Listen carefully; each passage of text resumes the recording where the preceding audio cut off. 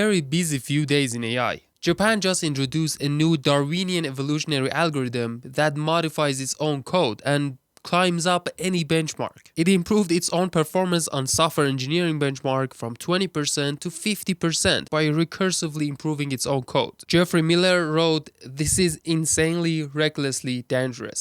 The evolutionary approach is way too dangerous and uncontrollable." China had a special few days. Deepseek released its new version of Deepseek R1 and it reaches a state-of-the-art performance while being 5 to 7 times cheaper. They say it's a minor release, but the performance jump isn't minor. And Huawei introduced a new AI hardware so impressive that even Jensen Huang, the CEO of Nvidia, says it's now very hard to compete in China, even if the US lifts the CHIPS Act restrictions and allows Nvidia to sell there. Veo 3 goes viral again. People find out there is much more to the model. It somehow has a deep understanding of the physical world that no one expected. Dario Amodei of Anthropic made waves, claiming that other AI companies aren't telling the truth to the public. He says an unprecedented 20% unemployment rate is on the way. Just for comparison, the 2008 financial crisis was 10% unemployment at its peak. Crazy, exciting, and kind of a unnerving few days in AI, so let's talk about it. Sakana AI is one of the few serious AI labs in Japan. They introduced the Darwin Gödel machine, an AI that recursively improves itself by rewriting its own code. Gödel machine is a theoretical self-improving AI that was proposed decades ago.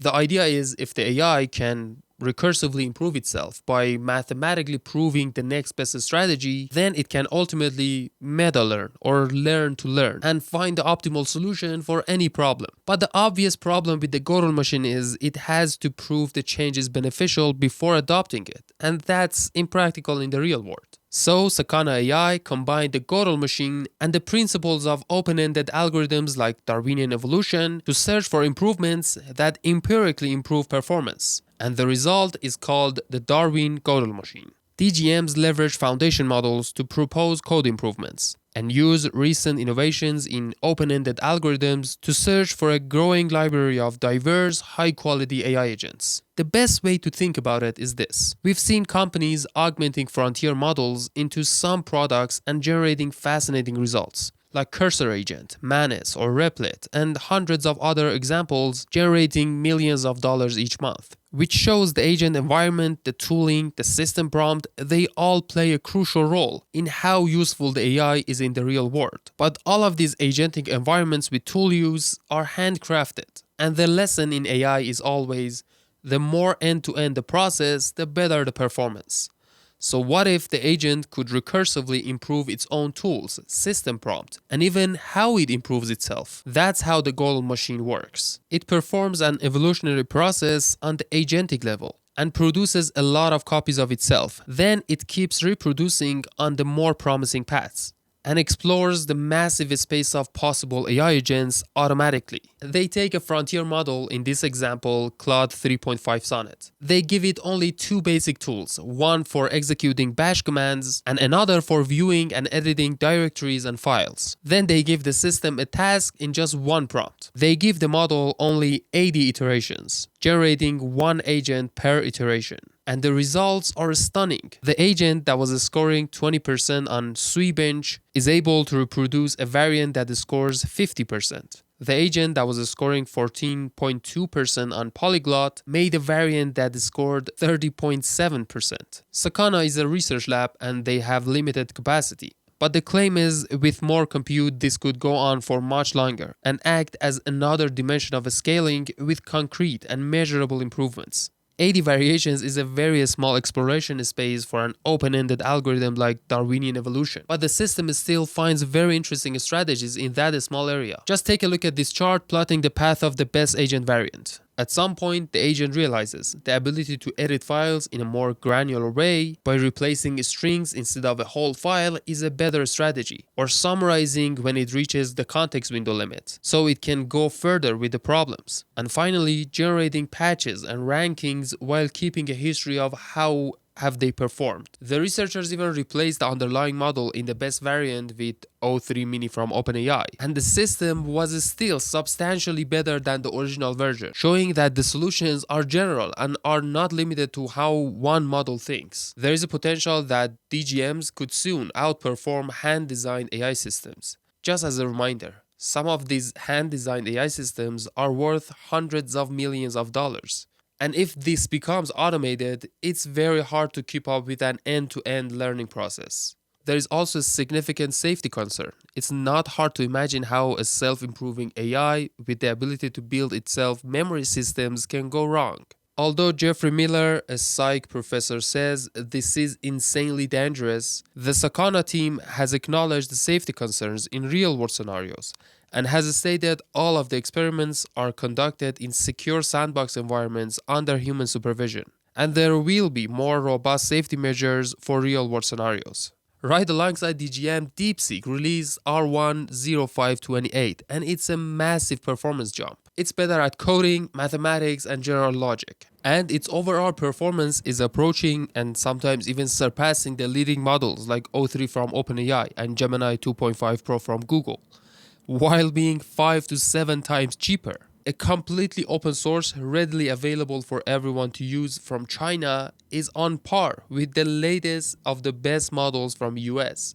That's a brilliant strategy. So the light blue is the previous Deepseek from January and the dark striped blue is the latest version. And you can see the substantial difference in all benchmarks. In AMI 2024, which is a math exam, it jumps from 79 to 91%. AMI 2025 from 70 to 87%. GPQA Diamond, which contains graduate level questions that you can't easily find the answer to on the internet, goes from 71% to 81%. And you see the rest.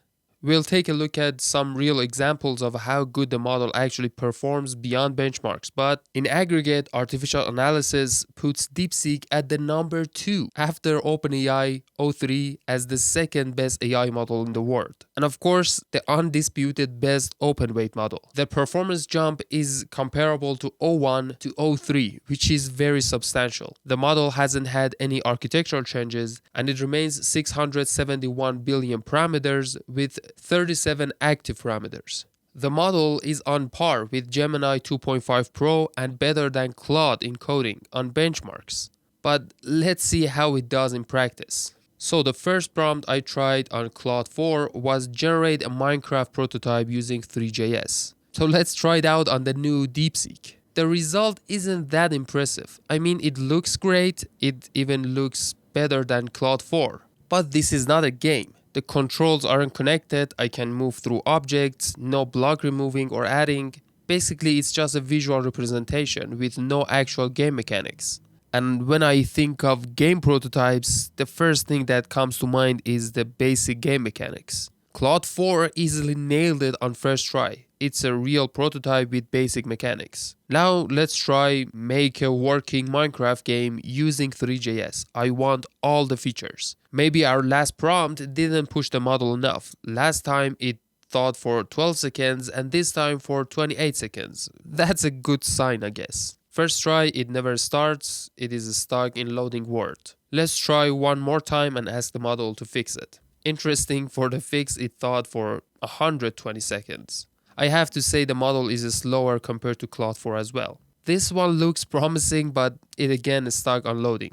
Claude 4 made this stunning game that was laggy, but I think it's fair to say it's better. To be fair, these prompts are ridiculously difficult, but we are trying to push the model to the limit. Deepseek is probably much better for practical tasks, at least according to the benchmarks. Huawei made waves introducing AI hardware that is on par with Nvidia. And at this point, Chinese companies understandably don't trust the US anymore, so everyone is already switching to Huawei and building on top of their stack. Listen to Jensen talking about this shift and how the CHIPS Act is losing Nvidia billions of dollars in revenue while also forcing China to become independent, which is happening much faster than anyone imagined. Huawei's technology, based on our best understanding at the moment, and we have a lot of ground truth there, is probably comparable to an H200. And so they've been moving quite fast, and they've also offered this new system called Cloud Matrix that scales up to even a larger system than our latest generation Grace Blackwell. One of the challenges of the changing regulations is the ability for markets to trust the Nvidia and ultimately American platforms. And so it's prudent, I think, for the Chinese customers to make sure that they develop their stack on Huawei, and because it's hard to rely on American technology at this point. Deepseek fits this current picture perfectly well. American companies are betting big on software layer AI and proprietary subscription-based services. And China keeps catching up fast, sending a clear signal to everyone that any advantage, any secret sauce, and any investment in these AI labs isn't reliable, hence forcing the value to move to other layers of the stack, like hardware and energy, which China can have a reliable advantage on. I just keep going back to this chart. China is the #1 AI research publisher in the world, the #1 open source AI on par with closed ones, is catching up in hardware, and is far above and beyond everyone in energy production. Although the US somehow ends up winning all the technological races in the end, this one is looking particularly tricky. Meanwhile, in the US, after the well-received Google I.O., VO3 went viral again. Not for videos this time, but for its jaw-dropping understanding of physics that no one expected. Take a look at this clip. It's mind-blowing. How does the AI know how everything sounds?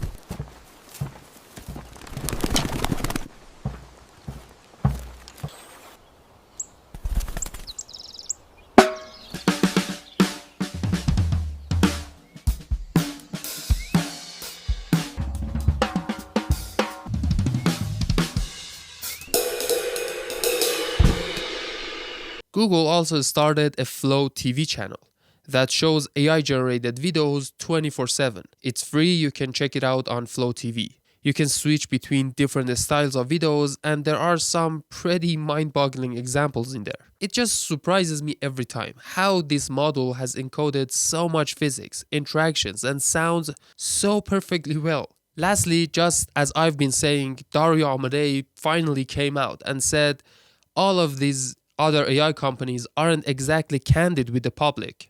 A huge number of jobs are going to be impacted by AI in the next 1 to 5 years, and we essentially have no plan for it. He also added some crazy numbers there, so take a look.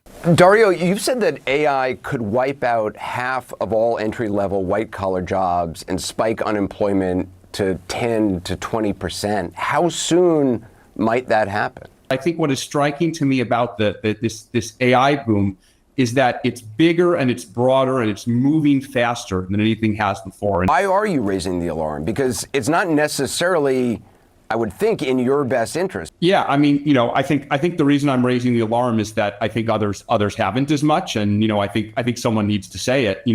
Everyone I've talked to has said this technological change looks different. It looks faster. It looks harder to adapt to. It's broader. The pace of progress keeps catching people off guard. And so I don't know exactly how fast, the job concerns are going to come. I don't know how fast people are going to adapt. It's possible it'll all be okay. But I think that's too sanguine an approach. I think we do need to be raising the alarm. I think we do need to be concerned about it. I think policymakers do need to worry about it. If they do worry and they do act, then maybe we can prevent it. But we're not going to prevent it just by saying everything's going to be okay. Thanks for watching. See you in the next one.